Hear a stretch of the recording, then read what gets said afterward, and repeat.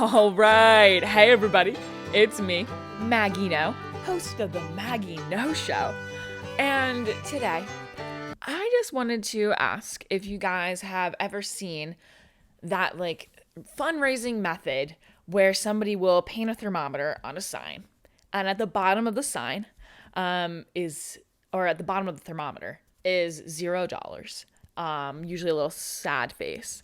And then at the top is however, much money the organization wants to raise, whatever it is. Like, you'll see it outside an elementary school and shit makes you sad as hell because at the top of the thermometer is like $50K for a new playground and they not even passed the first tick mark. First tick mark is like $100. They got a tip jar at the bottom. It's full of pennies. It's all the kids. And it started 5 years ago. Then when you drive by, you see all these kids playing around in the dirt. Maybe if they're lucky, they got a parking lot. The only game that they can play is pretend to park cars and maybe play wall ball off the thermometer. Sniffing Pop Rocks in the corner.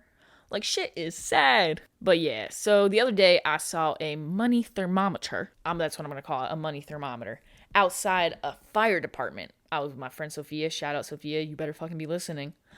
And let's just say, if this was a real thermometer, this person would be dead of hypothermia.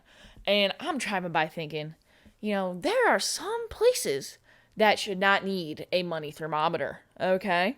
What happens if the thermometer doesn't get filled to the top? Well, my question was actually answered because right next to the thermometer was a sign that said, "Rest in peace, Richard." And I was like, oh my God, Richard must have been on fire. But because the fire department couldn't pay the water bill this month, because they raised $100, they couldn't pull Richard out. And he died. Now they put this R.I.P. Richard sign up to warn the rest of us, do not set your house on fire until this damn thermometer is 3/4 of the way full.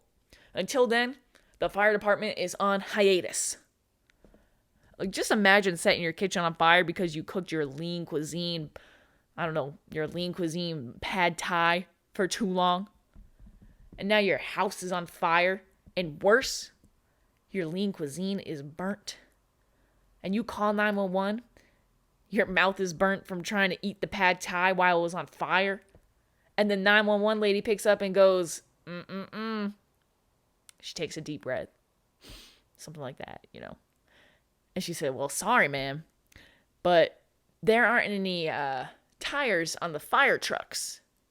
Maybe if you were at that silent auction last week for the firehouse where they're auctioning off 1900s toy soldiers, maybe, just maybe, the thermometer would be full enough to have paid for new tires.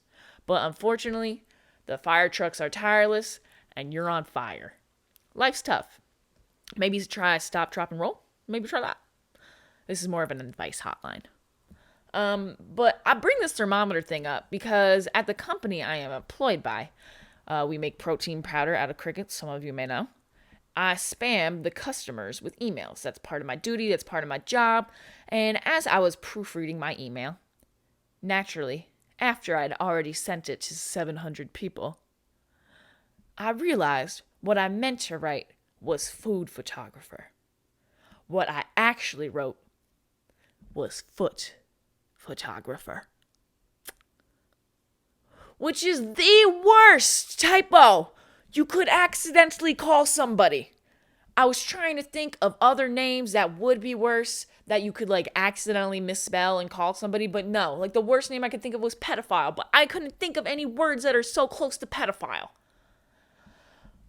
And I know people got this fucking email and we're reading it and we're like, doesn't this company make protein powder?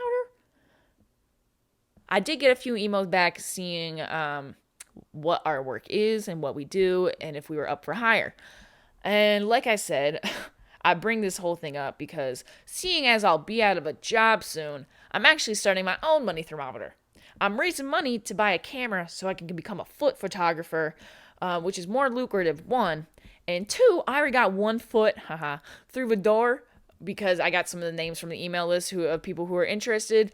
So hire me to satisfy your foot fetish needs.